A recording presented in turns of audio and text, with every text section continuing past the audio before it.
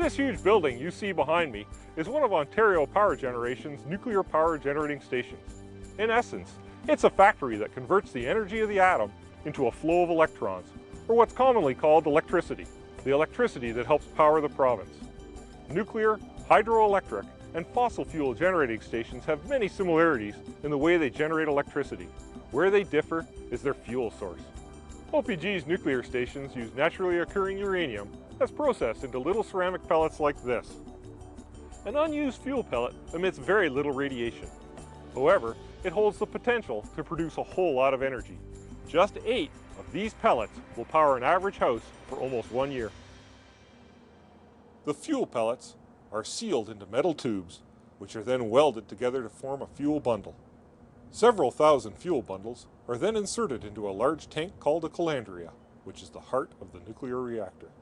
Nuclear generating stations split the uranium atoms in the fuel in a process called fission, and the result is the release of a tremendous amount of heat. To unlock the heat energy in the uranium atoms, you need what's called a moderator. In CANDU reactors, a special kind of water called heavy water is used as the moderator. Heavy water is 10% heavier than ordinary water because it contains a higher than normal proportion of deuterium, which is a form of hydrogen. The heavy water surrounds the fuel bundles and slows down tiny particles called neutrons, so they are more likely to hit and split the uranium atoms.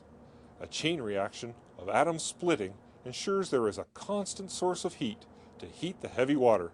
The heated heavy water is pumped through the reactor in a closed system to a set of boilers, where it boils ordinary water into high-pressure steam.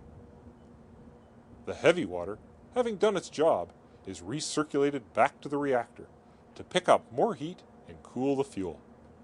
The high-pressure steam, made from ordinary water, is transported through pipes to a large turbine, where it pushes the blades and turns the shaft connected to a rotor in the generator, causing the rotor to spin.